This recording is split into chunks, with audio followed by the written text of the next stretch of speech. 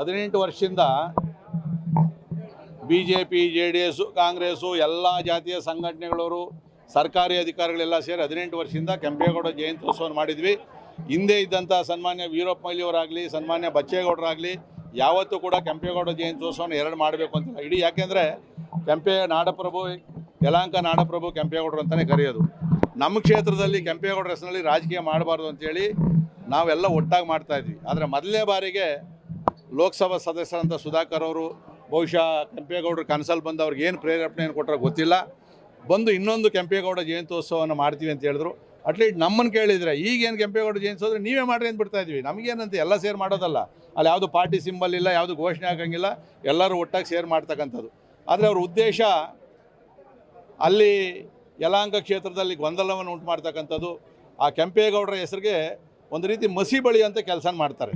ನಾಳೆ ಮಾಧ್ಯಮಗಳಲ್ಲಾಗಲಿ ಜನ ಹೇಳ್ತಾರೆ ಇಲ್ಲಿವರೆಗೂ ಒಂದು ನಡೀತಾ ಇತ್ತು, ಕೆಂಪೇಗೌಡರೇ ಉಪಯೋಗಿಸ್ಕೊಂಡು ಇವರು ರಾಜಕೀಯ ಮಾಡ್ತಾರೆ ಅಂತಂದಾಗ ಯಲಹಂಕ ಕ್ಷೇತ್ರಕ್ಕೇ ಒಂದು ರೀತಿ ಕೆಟ್ಟ ಹೆಸರು ಬರ್ತದೆ ಅಂತೇಳಿ ನಾನು ಭಾಳಷ್ಟು ಸಾಕಷ್ಟು ಸರಿ ಹೇಳಿದ್ವಿ. ಆಯಿತು, ನಾನೊಬ್ಬ ಶಾಸಕ, ಅಲ್ಲಿ ಕೆಂಪೇಗೌಡ ಜಯಂತ್ಯೋತ್ಸವ ಅವರು ಇನ್ನೊಂದು ಮಾಡ್ತಾವ್ರೆ. ಒಬ್ಬ ಶಾಸಕನಾಗಿ ಗೌರವಕ್ಕಾದ್ರೂ ಒಂದು ಸರಿ ನೀವು ಬನ್ನಿರಿ ಅಲ್ಲೂ ಮಾಡೋಣ ಇಲ್ಲೂ ಮಾಡೋಣ ಅಂತ ಹೇಳಿದ್ರು ಕೂಡ ನಾನು ಗೊಂದಲ ಇರ್ತಾ ಇರಲಿಲ್ಲ. ಆದರೆ ಇವತ್ತು ಅವ್ರ ಕೈಲಾಗಿಲ್ಲ.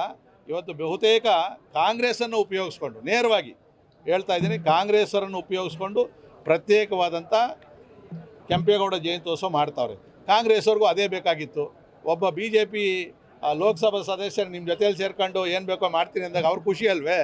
ಅವ್ರಿಗೂ ಕೂಡ ಇದೇನು ಕೆಂಪೇಗೌಡರ ಜಯಂತ್ಯೋತ್ಸವ ಮಾಡಬೇಕು ಅಂತ ಇದರಲ್ಲಿ ರಾಜಕೀಯ ಮಾಡಬೇಕು. ನೋಡಿರ್ಬೇಕು, ನೆನ್ನೆ ಸೋತ್ ಕ್ಯಾಂಡಿಡೇಟ್ ನನ್ನ ಮೇಲೆ ಹೇಳ್ತಾನೆ, ಈ ಒಗ್ಗಟ್ಟನ್ನು ನಾವು ಮುಂದೆ ಜಿಲ್ಲಾ ಪಂಚಾಯತಿ, ತಾಲೂಕ್ ಪಂಚಾಯತಿ 2028 MLA ಎಲೆಕ್ಷನಲ್ಲೂ ಉಪಯೋಗಿಸ್ಬೇಕು ಅಂತ. ಅರ್ಥ ಆಯ್ತಲ್ಲ ಏನು ಅಂತ ಹೇಳ್ಬಿಟ್ಟು ಅದಕ್ಕೆ ನೀರೇರಿಯಂಥ ಕೆಲಸವನ್ನು ಸುಧಾಕರ್ ಅವ್ರು ಮಾಡ್ತಾರೆ. ಮಾಡಬಾರ್ದು.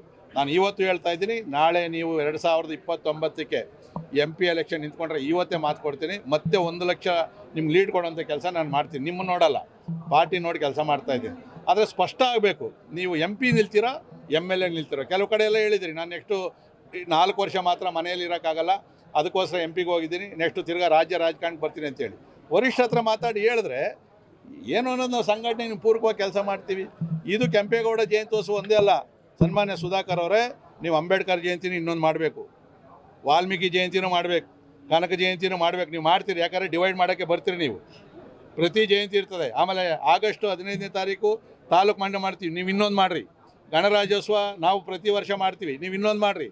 ಏನೇನು ಉತ್ಸವ ಆಗ್ತದೋ, ಸುಮಾರು 28 ಜನ ಮಹಾತ್ಮರ ಉತ್ಸವ ಮಾಡ್ತೀನಿ ನಾನು, ಅಷ್ಟು ಉತ್ಸವಗಳನ್ನು ನೀವು ಮಾಡಬೇಕು. ಬರೀ ಇದರಲ್ಲಿ ಮಾಡಿ ಜಾತಿ ಹೆಸರು ಹೇಳ್ಕೊಂಡು ನಮ್ಮ ಕ್ಷೇತ್ರದಲ್ಲೆಲ್ಲ ನಡೆಯಲ್ಲ. ಕೆಂಪೇಗೌಡರು ಎಲ್ಲರನ್ನು ಮಕ್ಕಳ ಥರ ನೋಡ್ಕೊಂಡಿದ್ರು. ಇವತ್ತು ಇಡೀ ಕ್ಷೇತ್ರ ನಾನು ಹಂಗೆ ಇಟ್ಕೊಂಡಿದ್ದೀವಿ. ನಾವೆಲ್ಲ ಕೂಡ ಇದ್ದೀವಿ ಅತ್ಲ ಕಡೆ. ಇವತ್ತು ನನ್ನ ಜೊತೆಲಿ ಬಂದಿರೋರು SC ದವರವರೇ, ಎಲ್ಲ ಜಾತಿಯವರು. ನಮ್ಗೆ ಯಾವ ಜಾತಿ ಯಾರೂ ಗೊತ್ತಿಲ್ಲ ಅತ್ಲ ಕಡೆಗೆ. ಇವತ್ತು ನೀವು ಜಾತಿ ಹೆಸರನ್ನು ಹೇಳ್ಕೊಂಡು ಕೆಂಪೇಗೌಡರ ಜಯಂತಿಯನ್ನು ಮಾಡ್ತಾ ಇರ್ತಕ್ಕಂಥದ್ದು ನಿಮ್ಮ ಬೆಳವಣಿಗೆ ದೃಷ್ಟಿಯಿಂದನೂ ಅಷ್ಟೇ, ನನ್ನ ಬೆಳವಣಿಗೆ ದೃಷ್ಟಿಯಿಂದನೂ ಅಷ್ಟೇ, ಕ್ಷೇತ್ರ ದೃಷ್ಟಿಯಿಂದ ಹಿತ ಅಲ್ಲ.